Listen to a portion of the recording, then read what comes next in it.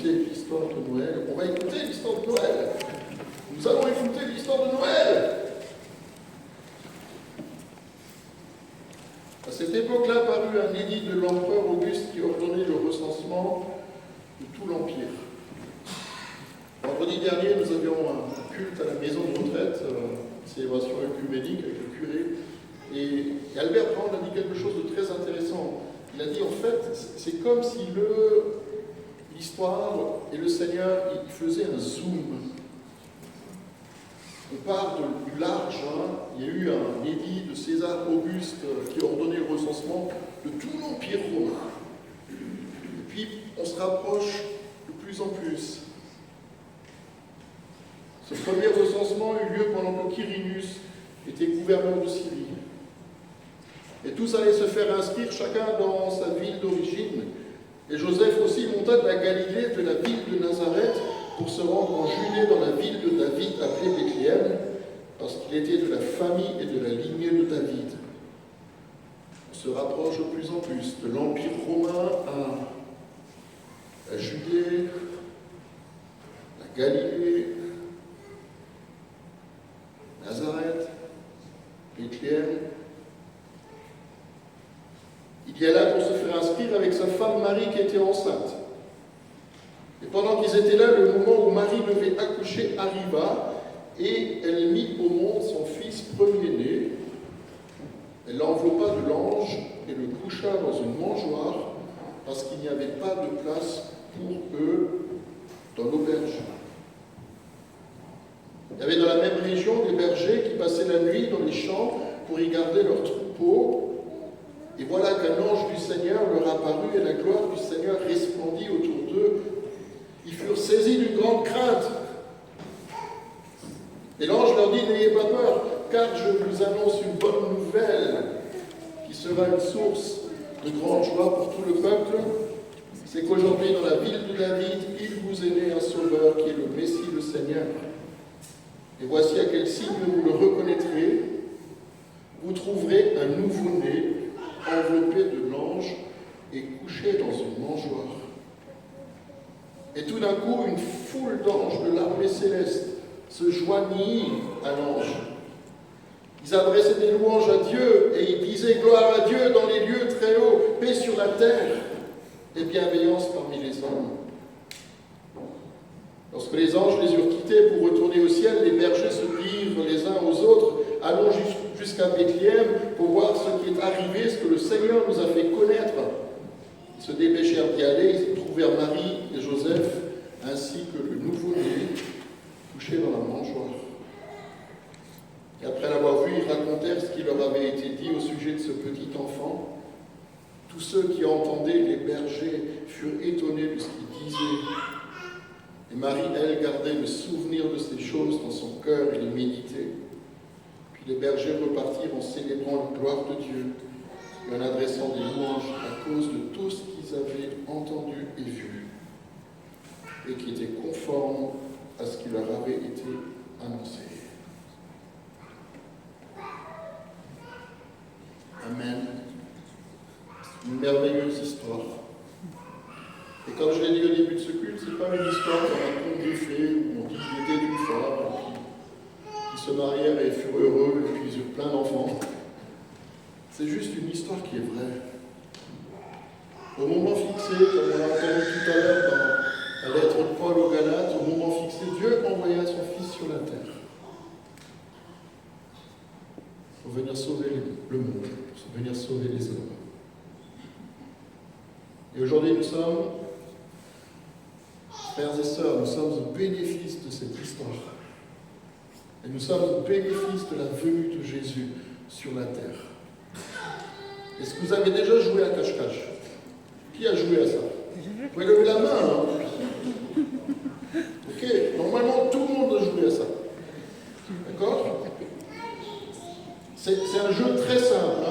Il y a quelqu'un qui se cache et quelqu'un doit le chercher. D'accord? Et celui qui l'a trouvé, il a gagné. C'est un peu comme la blague belge, vous savez. C'est quoi un Belge dans un placard? Un cadavre dans un placard chez les Belges? C'est un Belge qui a gagné un cache-cache. Hein.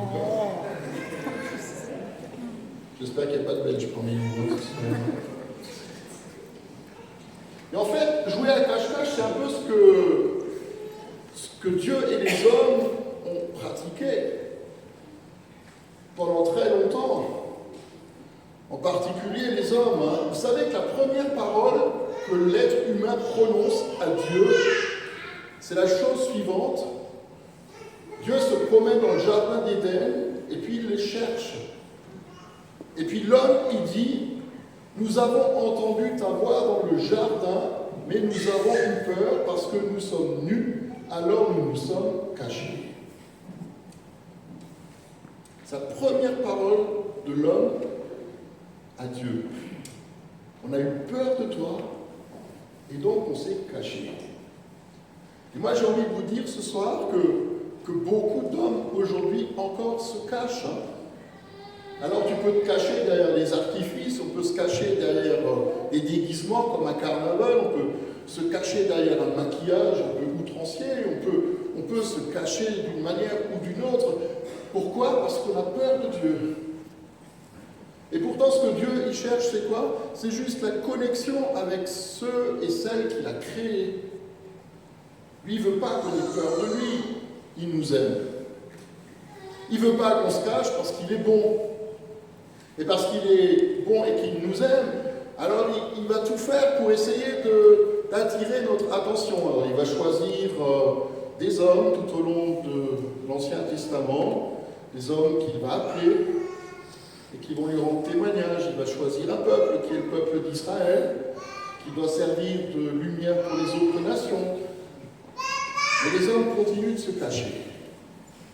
Et puis à un moment donné, Dieu il se dit, puisque pour eux je suis ce Dieu qui fait peur, ce Dieu qu'ils ne comprennent pas, celui qu'on appelle le tout autre, celui qui est au-dessus de tout et qui est plus grand que tout et tout puissant, je vais me présenter à eux d'une autre manière. Et en fait, il va inverser les rôles, c'est lui qui va se cacher. C'est lui qui va se cacher. Parce que finalement, quand on lit cette histoire de Noël et qu'on l'écoute, on se rend bien compte que Dieu ne se manifeste pas comme les hommes pouvaient s'attendre à lui. Dieu ne se montre pas de la façon dont il l'aurait imaginé.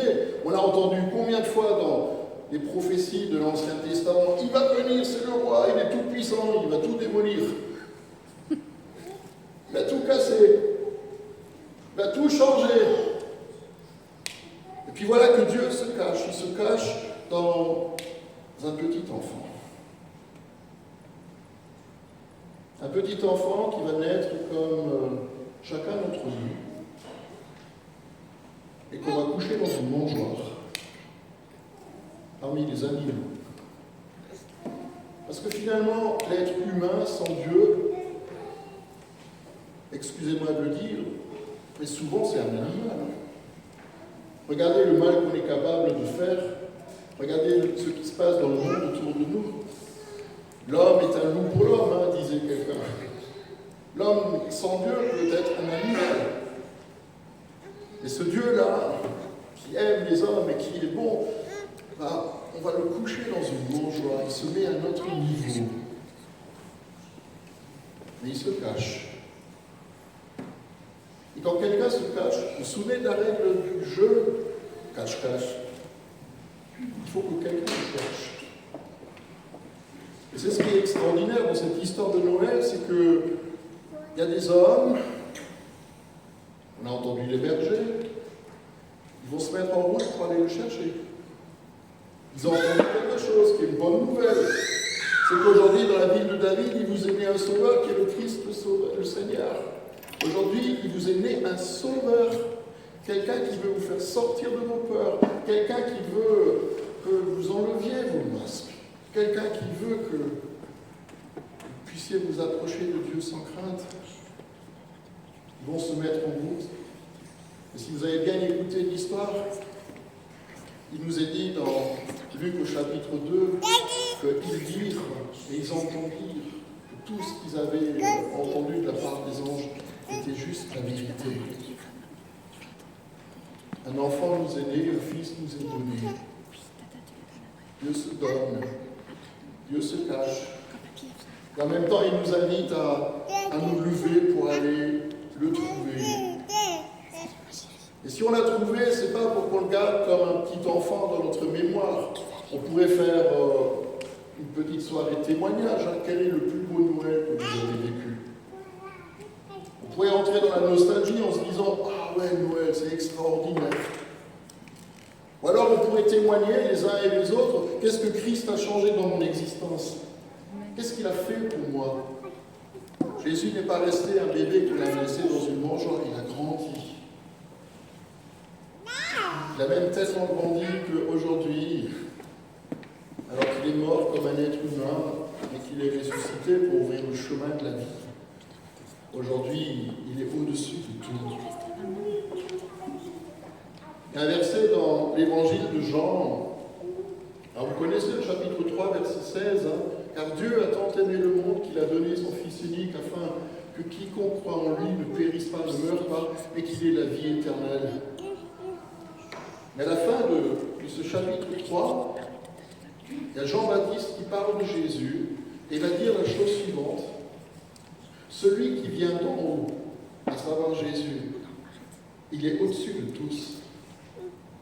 Celui qui est de la terre, il s'occupe juste des réalités de la terre.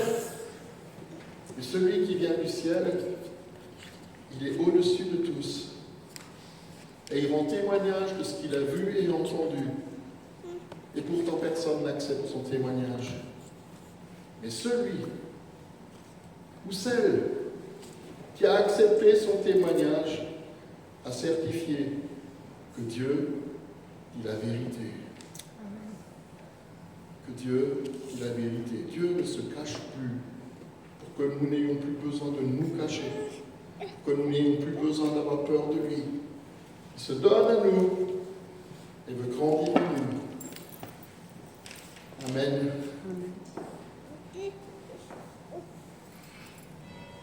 C'est le moment le plus extraordinaire. C'est le moment de l'offrande.